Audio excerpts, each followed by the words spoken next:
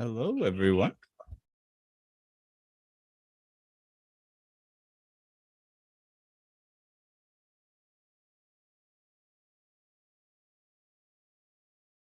Welcome, welcome. Good to have you here at Piano Tech Radio Hour. Yet again this week. It's going to be a good session. Making sure everybody gets let in. And I see my Zoom here is a little bit wonky. Let me see if I can reset this because all I see is myself. Just a sec. Okay, there we are. I see everyone. Hello, everyone. I can see you on my phone. Bill. Hey, Carl Lieberman. Good to see you, man. Whoa, what happened to all your hair, bud? Am I just seeing you at a funny angle? What's going on? What is going on there? You're trying to, you're eating some crackers? Is that what you're talking about? Yep. Just kidding. Anyways, good to see everyone. I'm unmuted. You weren't at the convention, but No. 100 people came to watch me get my hair cut, and we raised $560 for the PTG Foundation. Okay. All right. Well, you're quite a celebrity if you can raise money to get your hair cut. That is impressive, my friend. I am very impressed. Well done, sir. I wonder how much we can raise to get Wayne's haircut. He's got some pretty lovely long locks going on there as well. I like the look, Carl. You look more like that traditional piano technician, kind of clean cut, but keep the mustache for a little bit of flair, but looking good, man. Looking spry. I like it. All right, cool. Well, I don't know, my Zoom is acting kind of funny, but I mean, I can see you guys through my phone, so I guess that's good. I'm going to try to jump right into it today, unless anything to share up front. I'm going to do a rebroadcast today. Should be a good one, though. Dan Levitan, and this is actually one of our recent podcast releases. As some of you know, we've been releasing this thing as a podcast, and that's been going great. We got a lot of listeners. We got people from all the way from Belgium to Finland to, whatever, anywhere, India, the Philippines. You can see people are tuned into the program. And we actually are ranking quite highly in some of these places, right? If you look at our rankings, we've been number 37 in Great Britain, number 44, and this is in performing arts podcasts. In Germany, number 19. In Norway, number 4 in performing arts podcasts. Would you believe it? Ireland, number 6. Netherlands, number 13. Austria, number 3. So those Austrians are pretty serious about their pianos. That makes sense. Belgium, number 9. Slovakia, number 18. Goodness. So anyways, make sure you tune into the podcast, subscribe, like it, all that good stuff. Write a review, say something snarky, whatever you want. So here's the episode of the podcast, which we're going to rebroadcast today as the video. That's the thing about the podcast is you only get the audio, and we do archival sessions from a couple of years ago. We might come in and do recent episodes soon, but for right now, it's basically just archival stuff from a couple of years ago. Yeah. So again, if there's nothing else people want to share, anything you want to share before we get started, Carl? How does it feel to have less hair? Are you cold? I got to work for Tori Amos for a concert where she's touring with her Bosendorfer 275. Okay. And come from Phoenix, where it was 114 the night before, and in a truck that was 200 degrees when the piano was in it. So it got there completely whacked out, and I had the good judgment to just do as little as possible and let the humidity build back up. Okay. And by concert time at 8 p.m. and it was pretty darn good. Nice. Well done, sir. I knew you could do it. I believe in you. And I'll again, my screen is acting up. I'll add you as a spotlight there. I'm assuming other people see you now in your haircut. Can other people see Carl now? I don't know. Anyways, my screen's acting up. I can't even see what's going on the actual screen. All right. So that's awesome. It's good to see you're still out there doing great stuff. I mean, we look back at these old sessions here, and they're during the pandemic when everybody was like, I don't know if I'll ever work again, you know. So it's good to see people out there and keeping busy and making that do-re-mi in more ways than one. Oh man, I'm very proud of that little pun. I just came up with that out of nowhere. Good stuff. All right, well, let's dive into this because it's a full-length session, and we get to see our old pal David Anderson in his glory as well. So I'm gonna put any links in the chat. Just I won't talk it through too much. We do have an upcoming masterclass with Doug Gregg.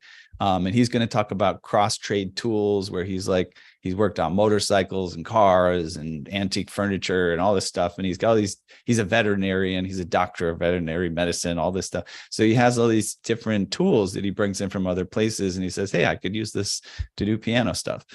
So he's going to share all of that in his upcoming masterclass. Every third Thursday of the month, we have those masterclasses. And if you subscribe, you can participate. But that's all I'll say about that. I'll put a link in the chat while the lecture's going on, so I don't waste too much time up front here.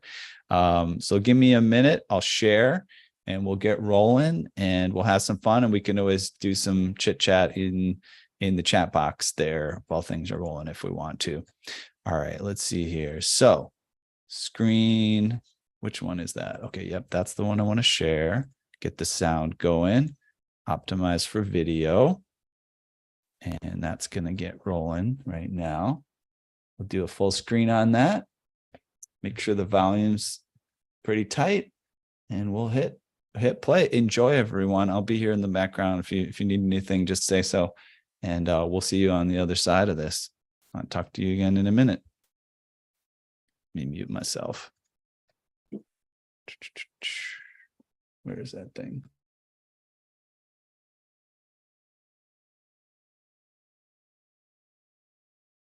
I'm going to transition here to intro. We've let in most of the people that are coming in a little bit late.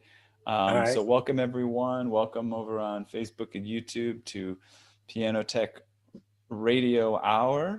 And this is a special production we've been doing since very early on in quarantine. Do you know what number this is? That's a good question. Is it in the 20s? Do you think? We are somewhere around nearly 40 incarnations. Holy, seriously? Yeah, really? Totally.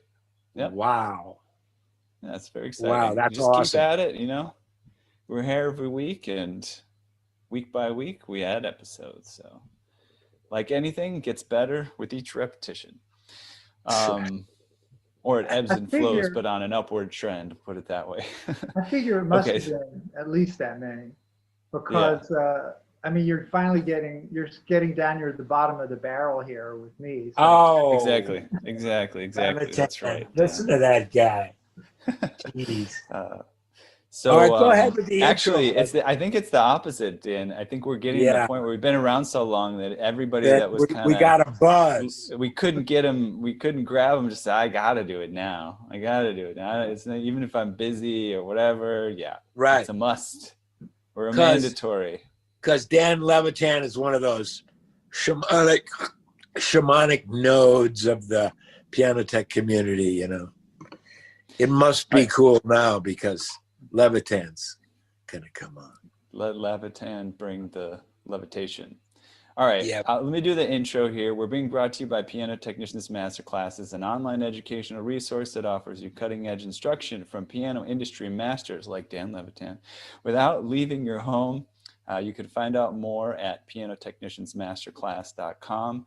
I will let you all know up front that our next convention is coming together. This is very exciting. We're going to have some incredible lecturers for that, including continuing to bring in some people from the other side of the lake, the European piano technicians. Alex Kirsten from Steingraber and Stone is going to return for another lecture. We're also bringing in some of these artisan crafts people that are doing some really unique stuff from Europe. We're going to bring in David Clavins. He's the guy that builds those pianos. You got to climb a staircase to play. He studied But traditional. the guy that I'm so excited about coming is Paul McNulty. Yeah, Paul the McNulty. finest period piano builder in the world. This is a kind of an opinionated rant. I'll just take 30 seconds. I've heard period pianos my whole professional life, and I've hated them. They sounded like wood and matches and sticks and stuff. I just not a fan. Then I heard McNulty's at the last conference. He played on the stage were two McNulty reproductions and another piano, and they were awesome. Agreed. Agreed. Yeah, True that. right. I was Right. sitting, so it's a convention center, right? And the pianos are up there, and I was in the last row. So this is not built for acoustics. This Right. has the worst acoustics in the world. I'm Right. sitting in the back row. I'm hearing every note being played. It just was amazing. I was like, wow, these things can really cut. This dude's a genius. It's this dude, Yeah. right? I've heard period pianos, half a dozen times over the years at conferences, and guys in costume, going from piano to piano, and like supposedly the best guys. And I've just no appeal to me whatsoever, that tone of those pianos compared to anything near a modern piano. These pianos sounded fantastic in their own way, right? Mhm. Not to be compared with a modern piano, but in their own way. They had power and sustain and majesty and musicality, So that guy's coming. Agreed, 100%. And subtlety and nuance. Huh? And subtlety and nuance, in addition to everything that you said. Absolutely. Keep going. You Absolutely. just keep going. Yeah. That's better. That's How you right. doing, Dan? Good, good. You? Okay, good to see you. What's your backdrop there? It's Green Piru screen. Creek feeding into Pyramid Lake, where I will be tomorrow morning at this Oh. time. Okay. Yeah. Very nice. So very let's- exciting stuff. And there's going to be other lectures there, which I'll just save for mentioning another day. But all excellent folks are going to be joining us. But we have here today Dan Levitan. As David Boyce said in the chat, I never met a shamanic node before. Apparently I have met a shamanic node before. I have met Dan before. He's over there in Brooklyn, New York, right where I used to reside. Now I'm in Chicago. He can bring us all kinds of things today. We have some illustrations if we want to go there. He can talk about his tuning lever. He can talk about tuning theory. We can just shoot the breeze. We can take questions and answers. We're just going to play it by ear, whatever you all want from Dan. Dan, did you want to say anything up front to kind of set the tone or introduce yourself, or do you want us to? Not particularly. I did have a question for David, which is go for it. the intro music to what I think of as the podcast, this radio hour. I was hearing it as there'll be some changes made. There'll be some changes made. And I'm like, well, that's an appropriate intro for a podcast that says it's about the future of the piano. Yeah. But is that what it is? Is that what that's all about? Mr. Janney. I know you're gonna hit it back to me. So actually, we're gonna have to research what the actual piece is. So, but we have some information, and we'll come back with it was because I thought maybe you would know what we use for the intro to the podcast, which we will be adding more episodes soon. We kind of fell off on publishing those because we got a lot of other things on our plate, but it is one of the recordings from David's recordings page on his website, and from an incredible jazz pianist. And Couple of them. it's just Yeah, it's just the intro. So I don't think that is the cut. Like, I don't think that is It's the not name the of the cut. track. Uh-huh. Look on the website. Yeah, we'll look on the website and And we'll get back to everyone. it's a standard tune, though. Yes. Yeah. Yeah. It's, It's yeah, not- I don't think either of us knows off of hand what it is, because it is No. just the intro. Alright. And then the outro, you were asking about that, and Yeah. I think it's Jelly Roll Morton, kind of a royalty-free Makes sense. track that's available. Yeah, But you public said you domain. thought maybe, Jelly track. yeah, exactly. Beautiful. But Beautiful. you said you thought it might be who did you say? Well, I the heard blind maybe Art Tatum, but you know, Art it's Tatum. like Nah, Mark it's Twain. You hear any it's too. great quote, and if people say, "Oh, Mark Twain said that," turns out he didn't say half the stuff, but he was so great with that. Everyone says, "Oh, it's got to be him." So It Let's was just say Mark Twain said it. it was more country ass than Art Tatum. uh-huh.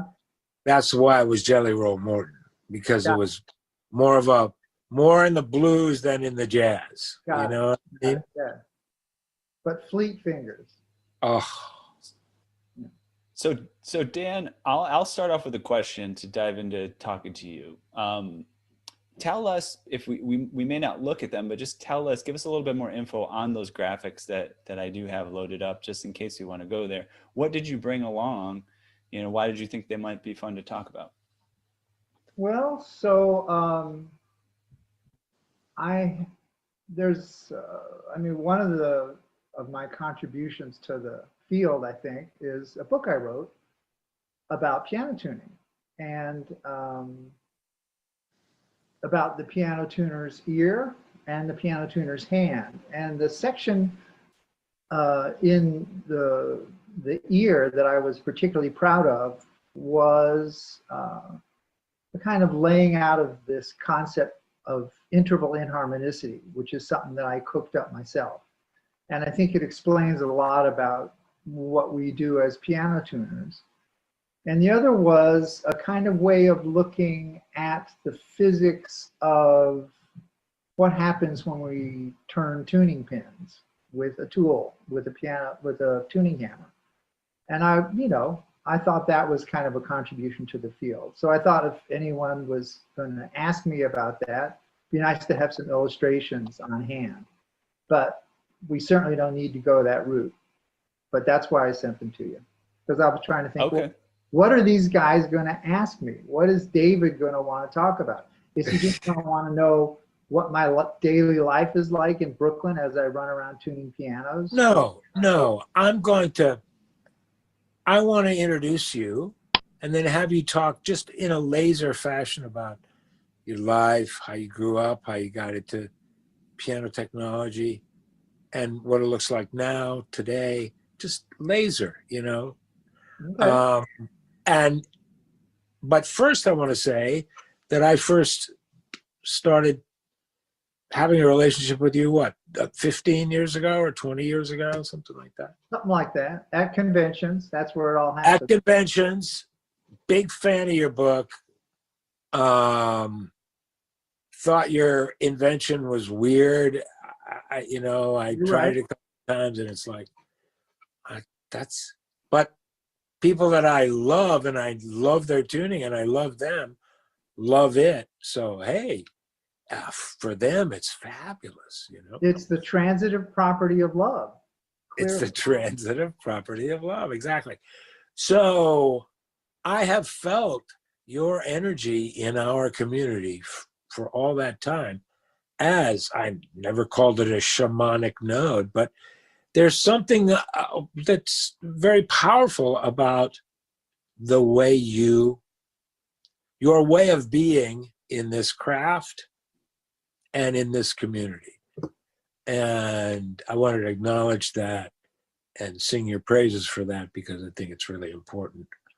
I think holding a level of excellence in being a human being as well as being a piano technician is what I care about.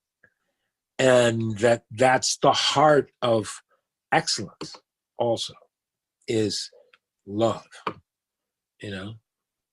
And that love bringing focus and attention and, you know, clarity and wisdom and all the beautiful things that are here rather than here, you know.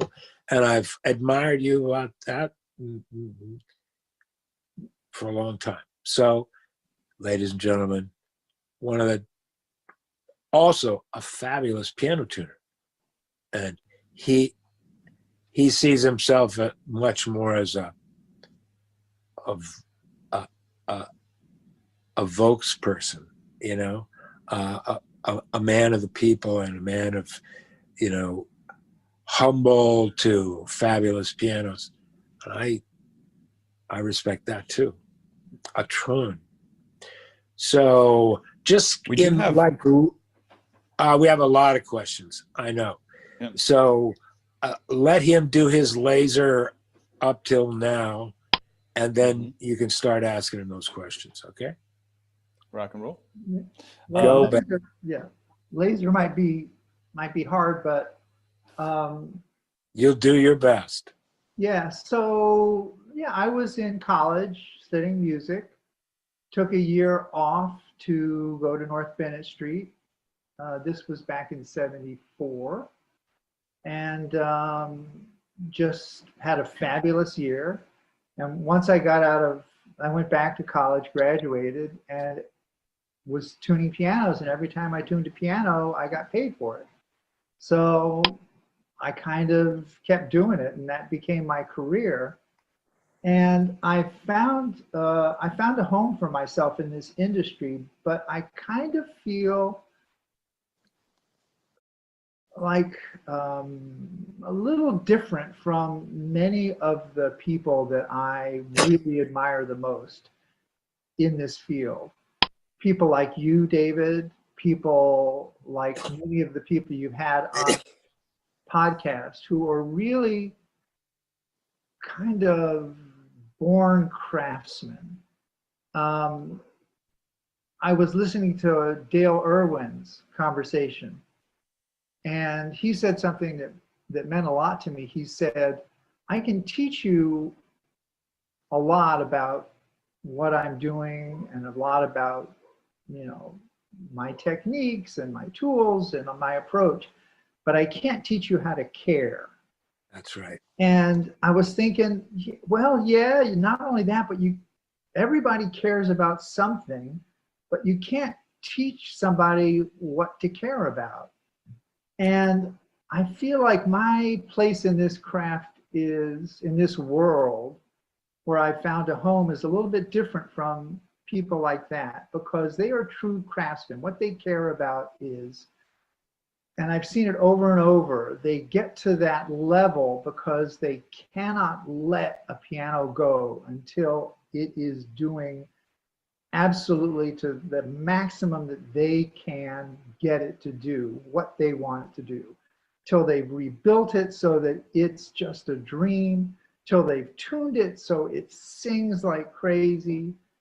You know, you have to have this kind of instinctive caring that you're just not gonna let it go until it's there.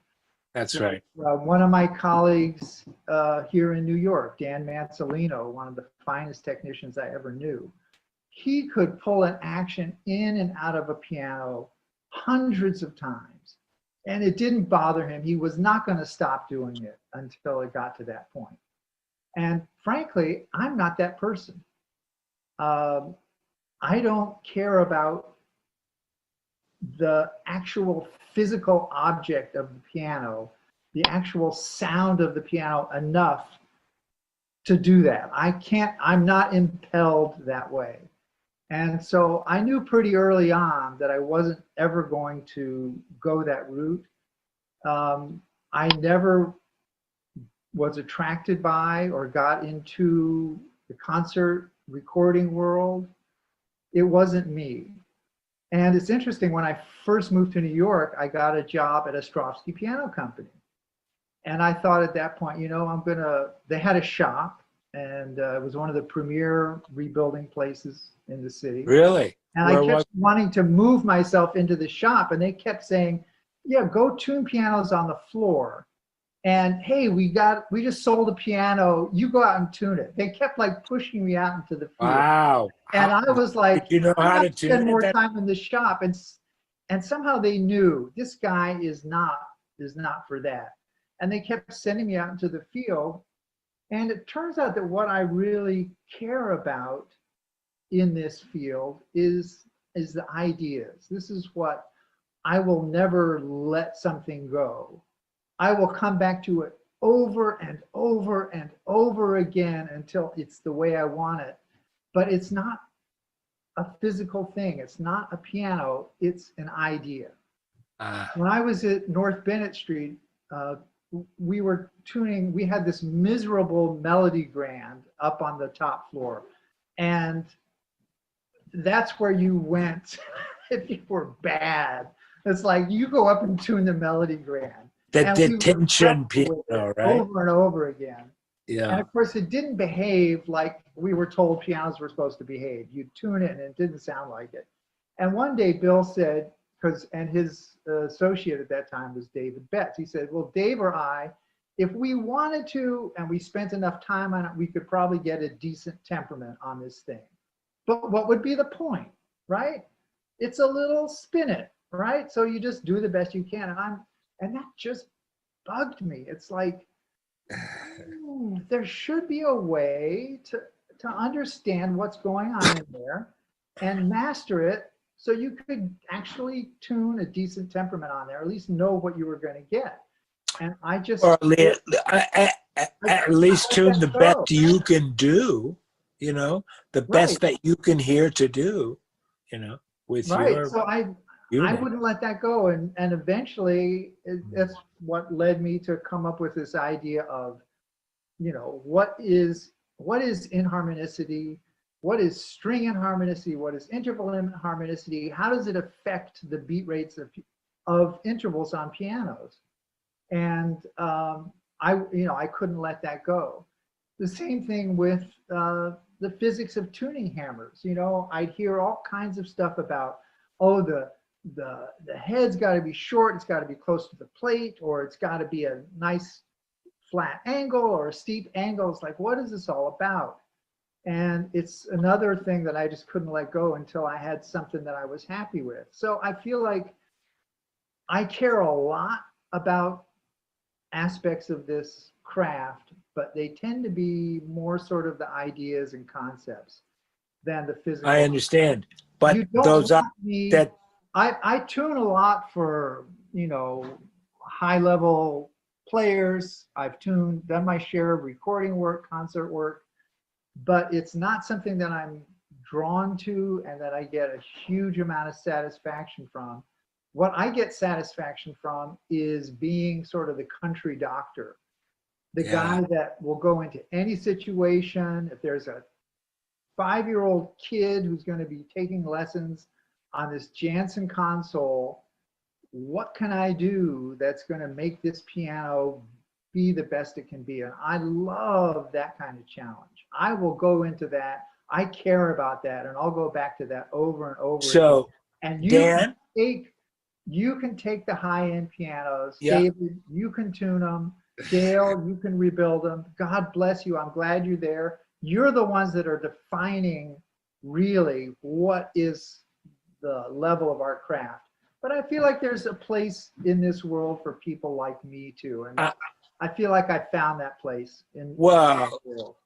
To an insanely profound degree, number one.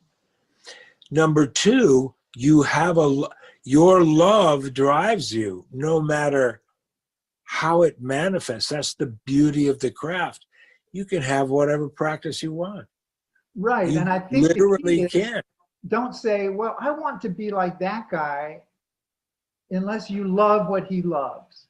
If you Figure love out what you love, that's going to be the engine that will power you forward. And if your engine's going in a different direction than you want it to go, it's not going to work out.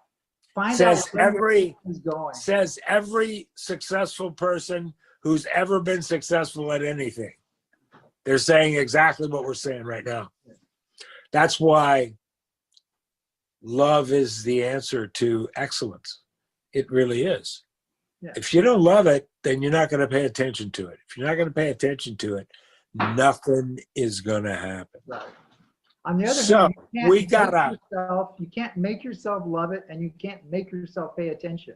It's like, what am I loving? What am I paying attention to? And Bingo. and there's going to be a route for you. There's going to be a place. That's right.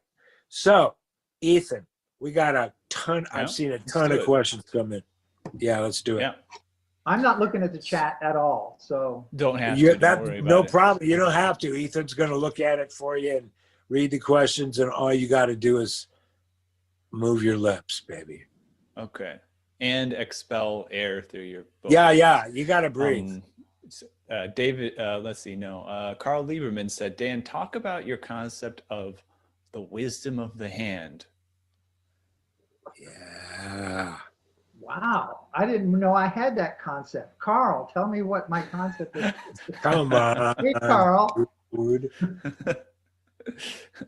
Carl, do you got any feedback here? Why don't you tell Dan about his concept of the wisdom of the hand, the shamanic node that he is. Shamanic You knows nothing. unmuted for 1 second, Carl, and then you remuted. Only There you my go. 1 You're good. second of fame. Oh, there it is. There you go. Jesus. Okay. Let's So discuss Dan, the. this is from your book, and it's something that really moves me. I mean, you have, you're Mr. Theory. You've really analyzed things, all of the inharmonicity, the physics of the tuning hammer. But a lot of what we do is it's not cerebral. It's not left brain. It's right brain. It's a feeling. It's a and so you make a sense that you learn to tune in. I got you. To the feeling. Yeah. That's right. Okay. So yeah, I now I understand what your question is. So yes, and this is something that fascinates me, and it's actually something that I'm thinking a lot about these days. And it has to do a little bit with what we were talking about. When you first learn to tune a piano, you have this idea, okay, here's a string. If the tuning pin goes counterclockwise, it goes flat. If the tuning pin goes clockwise, it goes sharp, right? So I'm supposed to tune it, so I'm going flat and sharp and flat and sharp. And that's kind of, for a lot of people, as far as you ever go with theory. Go that way, it's flat, go this way, it's sharp. Well, you're just trying to get the thing to sound the way you want it to sound and to be stable. And you just do it over and over again, and it's just pure desire. You don't really know what your hand is doing. You don't really know, but all you know is what you're looking at is this sound that's got to be there. And you just do it over and over again, and eventually that desire translates into solid state, like accuracy and stability, which is what piano tuning is all about. Now, can you analyze what's going on in there in terms of the physics of the hammer and string? Yeah. Can you analyze what's going on there in terms of what you're hearing? Yeah. Can you analyze what's going on in terms of what happens when the sound comes in your ear and the feeling comes into your hand, and they go into your central nervous system, and then something comes out at the other end? Yeah. You don't have to know what that is to make that connection. And I think that's what you're talking about. It's what Carl's talking about. The wisdom of the hand. It's kind of this loop, this restructuring that goes on in here, so that the hand feels, the ear hears, and the hand does, right? Yeah. And that can happen when all you're thinking about is the product. Okay, you don't need to know what's going on, but I think it's kind of fascinating what goes on in there. If you're interested in it. That's kind of where my interests lie these days, is that inner part of the loop.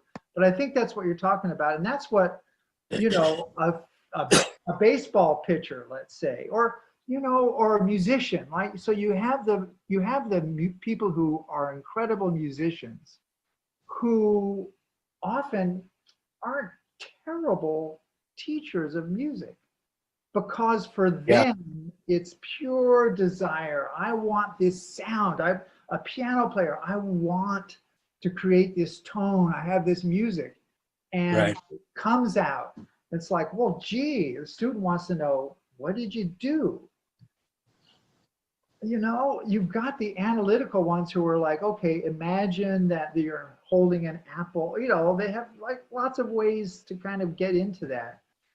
But the analysis is not required to have that happen. And in fact, the ones who are the real masters, the craftsmen among us who have the golden hands, it's not analysis. It's just that pure desire that has in the beginning of.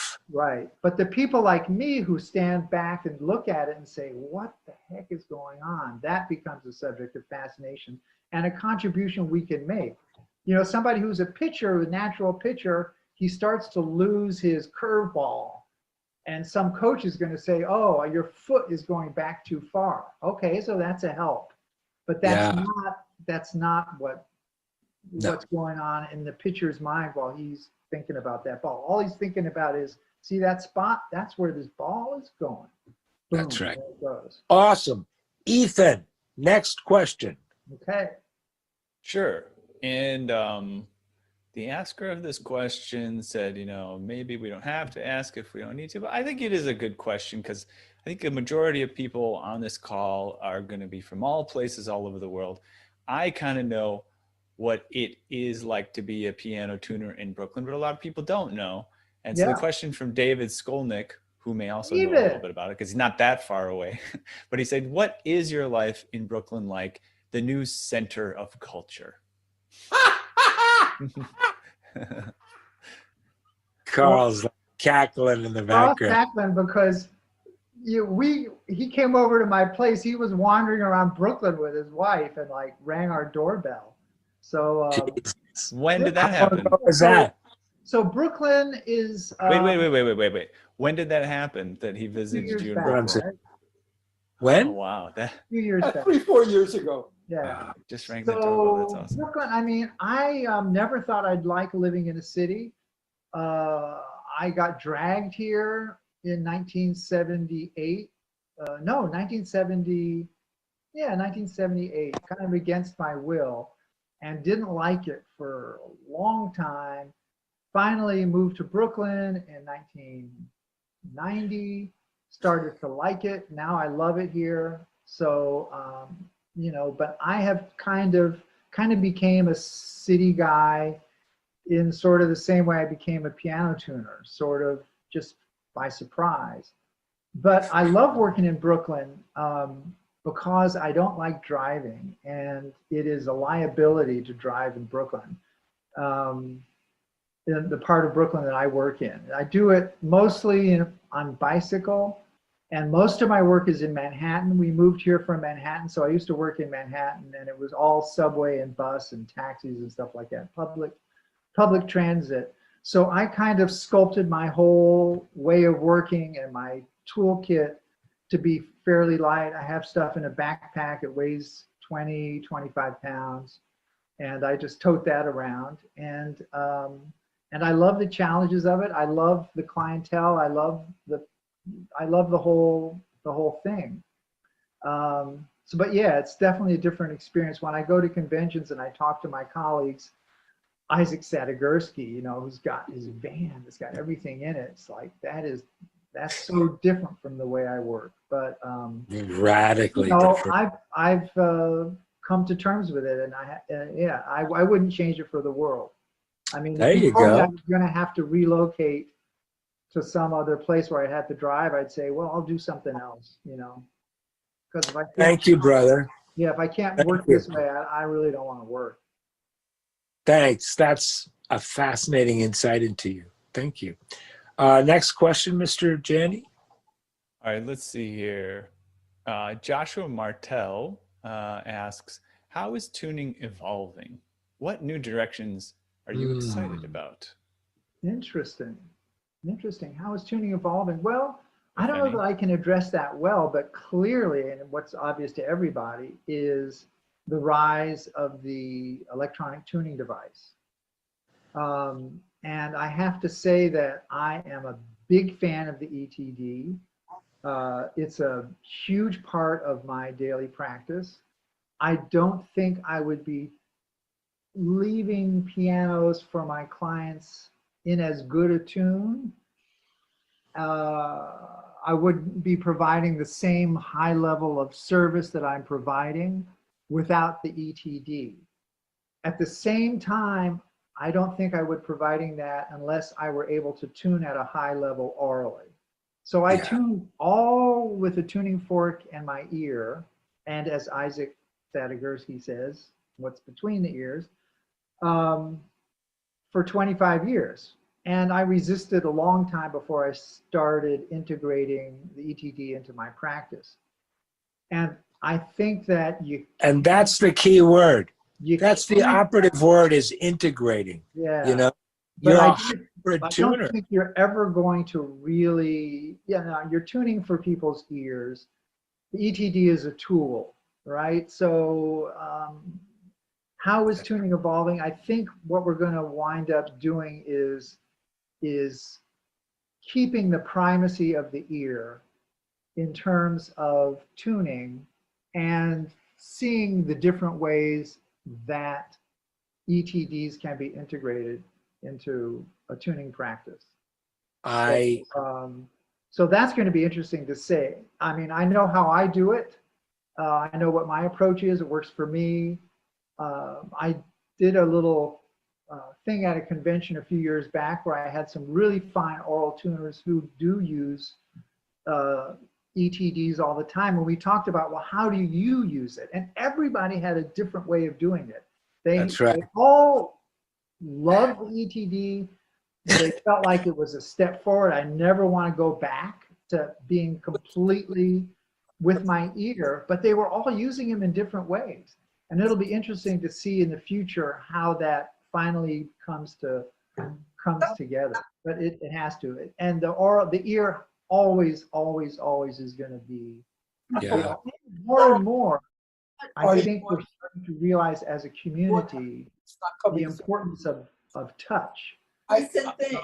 What the pianist feels with the hands and how that impacts the ear. I have had many experiences where I've had someone say, God, this note sounds wrong. Not getting through. The piano sounds, something sounds wrong. And it's a mechanical thing. It's something in the action, something in the pedal. And you turn a screw, you fix that problem. You don't do anything with the sound, and suddenly it sounds so much better. So the whole experience of the pianist, I think, has a lot more to do with what's coming in the fingers from the piano than we recognize. I mean, the old-fashioned idea was, here's this key, we come along and we push it down, right? And there's a hammer, it hits the string. We're realizing now that there's a lot going this way, but there's an awful lot coming this way. And when we start to feel like, okay, what is the pianist getting back through the keys from the piano? Not just the ears, then the experience of playing piano really becomes more big. So I think there's going to be a lot of that in the future. A lot of that. You know, it's interesting. You remember that experiment they did in Russia where they had a number of really fine grand pianos, blindfolded some really fine pianists, and had them listen to the different ones and then see if they could tell them apart by ear. And,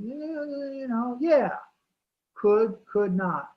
But have them sit down blindfolded at the piano and play a few bars. Now they could tell instantly. The pianos were now vividly different from each other. Right. Because of that experience of having your hands. That's right.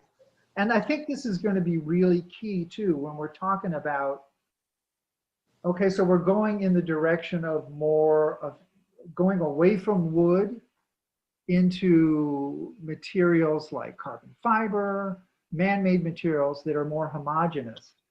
And this is something that I think we haven't talked about a lot in the industry, but I think we will. There's a different sound that comes from a note where the chain of transmission has gone through a wooden key and through a wooden hammer to a metal string and then through a wooden soundboard into the air. There's a complexity that happens as that causal wave passes through all that stuff that comes from the wood. There's a variation in the material through which all this is passing that's inherent in wood. That's a natural sort of randomly structured thing that gives a kind of texture that I believe comes out in the sound. Well, Same you know who, soundboard. you know who, I tend to think of it as being like someone who's painting on masonite is going to have, there's going to be a certain texture to the finished product because there's this very flat, very smooth ground, and that's perfectly fine. But you paint on canvas and there's a kind of texture given to the visual experience that comes from the canvas. And I think there's a lot of that in the sound of a piano, and I have a feeling we're going to start realizing where that comes from, and it's gonna be an interesting factor in the discussion about composite parts and non-wooden parts of the piano, soundboard, action parts, that sort of thing. It's the sort of thing that you really do feel and you really do hear at some level. Anyway, that's it. Great. Excellent answer. Appreciate that. Let's see here. What else do we got? So that was a tuning evolving question. This was just maybe a rhetorical question, but it was going back to the comment that you brought back from Dale Irwin about you can't teach someone to be interested or something. Well, Forrest Halford has said, he said, I can't teach you how to care. To care, and right. Dale, I will never care the same way you do about that. And so I will never, I could lock myself in the shop, but I'll never do the work you do because that's not what I care about. And that's not my engine. That's not what drives me from one day to the next. Yeah. So Forrest Halford said, perhaps rhetorically, can you teach someone how to be fascinated? And that seems like it's kind of the extension that you're saying, right? It's like caring, having an obsession, having some sort of connection with a certain aspect, right? No, I think it's more the other way around. What am I obsessed with? Okay, let me go with that. Because it's that engine. If the engine, if the engine isn't pushing you, you're not going to be able to pull yourself in that direction. It ain't going to work out. I mean, like if I tried to make it as a businessman, it's like the money just doesn't have an attraction for me. You know, I just don't care. So put me in business and I'm going to fail. I'll be as bad as Donald Trump in business. I mean, I'm going to fail time after time after time because the money just doesn't motivate me. Somebody else, that's a fascinating thing as a driver.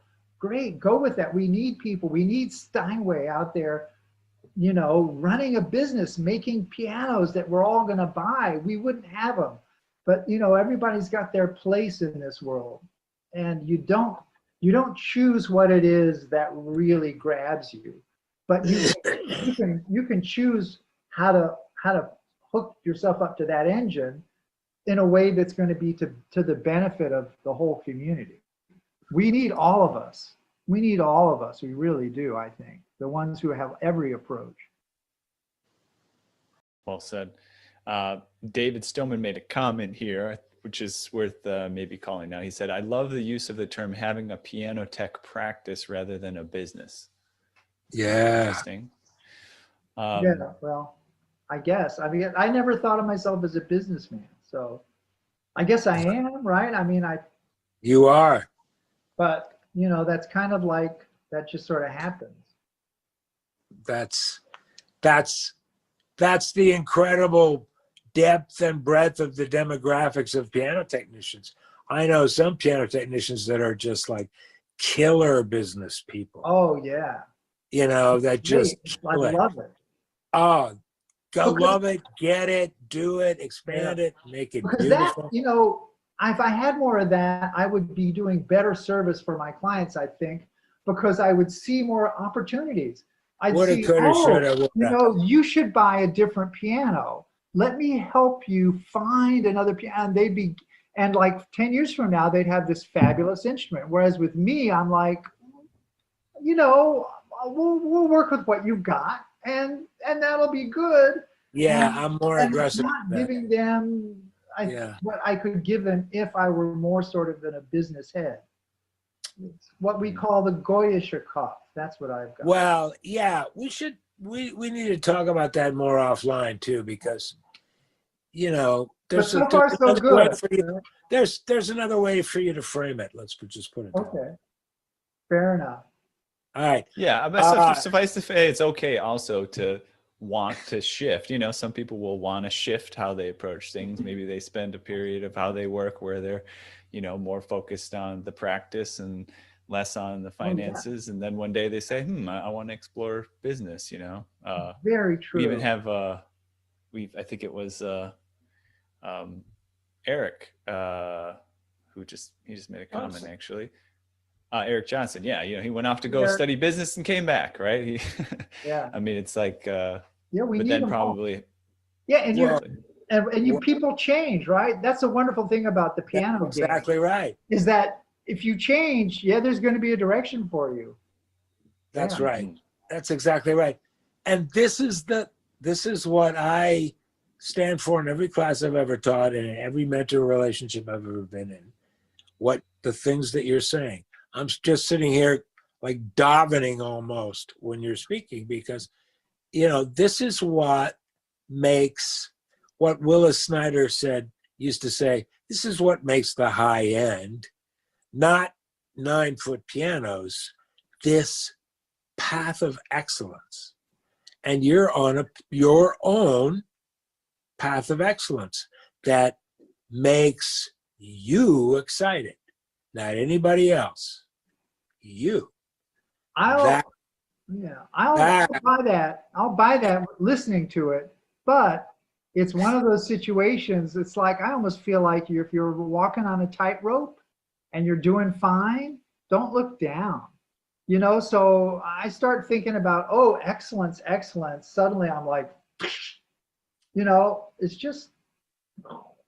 You just do it. Just do it, yeah. Well, that's it. Some things it can only be when you driven. talk about them, you kill them, you know? So well, there's some things I like to just like. Exactly. And the high end takes a special kind of something. And what I think that something is, by and large, is focus and attention, entering the world of sound or the world of feeling, not the world of what's this. You know, not the world of comment and critique, the world of feeling and sound. Yeah. That's where I've had the best time and done the best work. Yeah. Yeah, clearly. When I stayed in and walked deeper into the world of sound and feeling. Yeah. Because we got the basics. It's just a matter of practicing them with a ton of attention, man. And in order to do that, we have to have exactly what you're talking about, which is love. I like this. That's why I'm going to focus on it, you know? Yeah, it's all right. What is yummy? What is yummy? Yeah. That's exactly right. Yummy, that's the greatest existential question of life. Eric Johnson's got a question? Jeez, I thought he knew virtually everything. And I don't know if this is a new one or not. I'm going to go with this one he asked a few minutes ago. Speaking of Eric Johnson, what can you say about pure 10th tuning? So a lot of talk about pure 12th. He corrected that to perfect 12ths. Oh, he corrected that. Oh, I was going to say. Okay.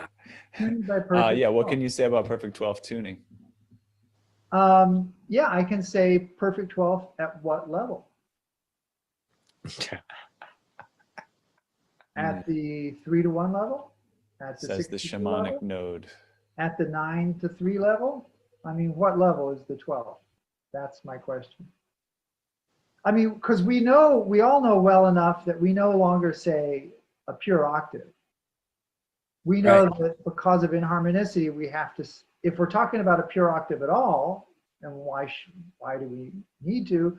But if we're talking about, oh, I'm tuning pure octaves, we have to say, well, is it a pure 2-1? Is it pure 4-2? A pure, whatever. But we don't seem to have figured that out as 12th. I think we assume we're talking about 3-1 12ths, but I want to know if we are, because it's not the same. Describe what you mean. Describe a 3-1 12. Well, so are we matching the third partial of the lower note? Yeah. First partial of the upper note.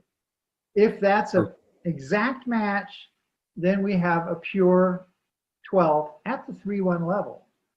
But in all pianos, if it's pure at the 3-1 level, it's going to be narrow at the 6-2 level, which is a very audible, it's apparent to your ear. Right. And all the other higher ones too, they're all going to be narrow, just like an octave. If it's pure at the 2-1, it's going to be narrow at all the higher levels. Which is why. Right. So if we're talking about a pure 12th, I mean, my first question is, which perfect 12th are we talking about? And I'll also say that my experience is all things being equal, and all things are never equal, but all things being equal, I tend to like a tuning that's fairly generously stretched rather than one that's narrow. But, Yes. but I can't, my ears don't hear a magic point where it's like, that's the stretch that blows my mind. And if I made it more stretched, it wouldn't be as good. And if I make it tighter, it's not as good. But when I get to that point, it's like the earth moves. It's like, I'm sorry, I don't hear that. So I'm not saying it's not there, but I'm saying I don't hear it. What does it for me is the unisons. Man, I hear the unisons, and I hear everything else. I hear the hammer, I hear the tone, I feel stuff. That's what really like blows it out of the water for me. The stretch of the tuning, I tell you, frankly, and there are times when I'll make a tuning very compact, because of the situation, because of the time of year, whatever. I've got the chops that I can put the tuning wherever I want and make it work. And if I choose to make it narrower, I'm fine. If I sit there then and play it, I'm like, yeah, it does it for me. I mean, so this may have something to do with me as a musician.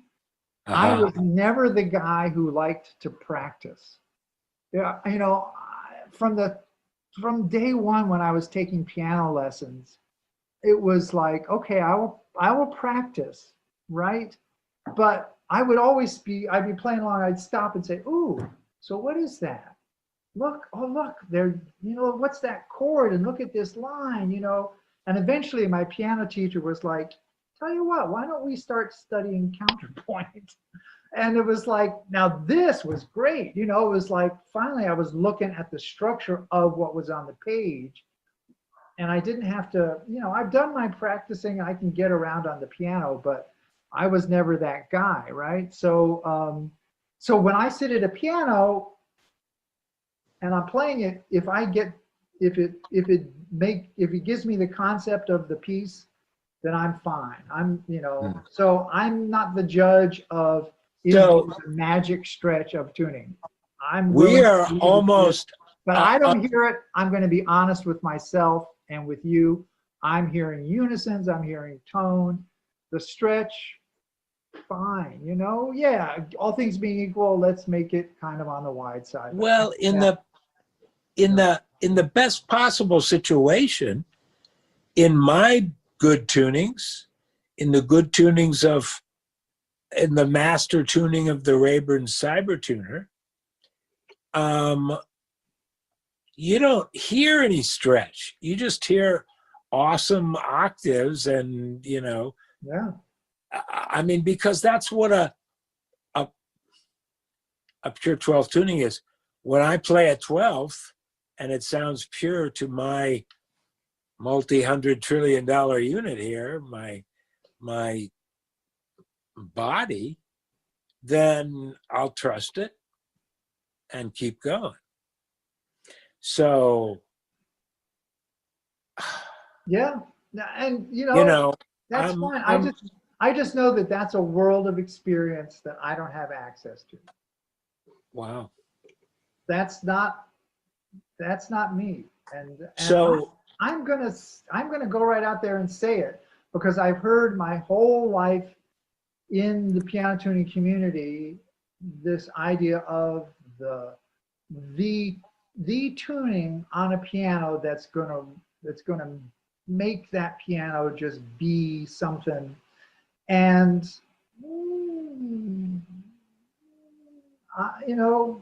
it's a place I don't really go. I'm just being fascinating. Listen, we could go another hour so easy, but we've got actually 2 minutes left. You're kidding. I am not. So we have to It have goes you by back. quick. Yeah, We have to definitely. Got have a bunch you back. of questions in the There's a chat. ton of questions in the chat room. You're a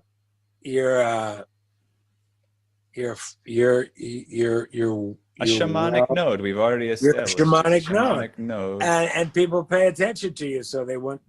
So will you come back? Yeah, sure.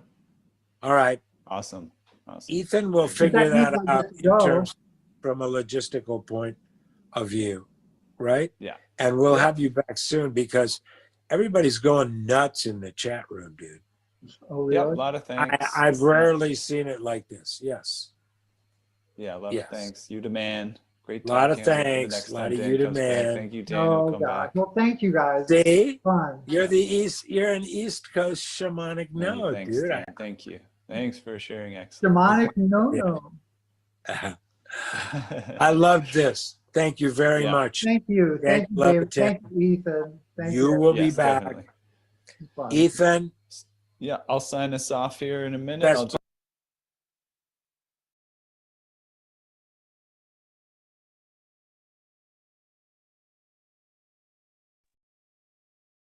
All right, folks. Thanks so much for joining today. We'll sign off for the session. That was a fun one. I'm glad to be able to bring Dan back. And a reminder that you can go check out the podcast episode and listen to that. Kind of go back over it. Should be fun. Podcast sessions come out every Wednesday to about 2 a.m. Pacific, 5 a.m. Eastern time. There's a link to that one. I'm putting that in the chat. Make sure and check it out. Other than that, great to see you all. And we'll check back in next week. Thanks a lot for joining. Next week, I think we're going to be having a pro piano player back on the session. So that one should be a really fun one. I'll give more info in the emails. Catch you later.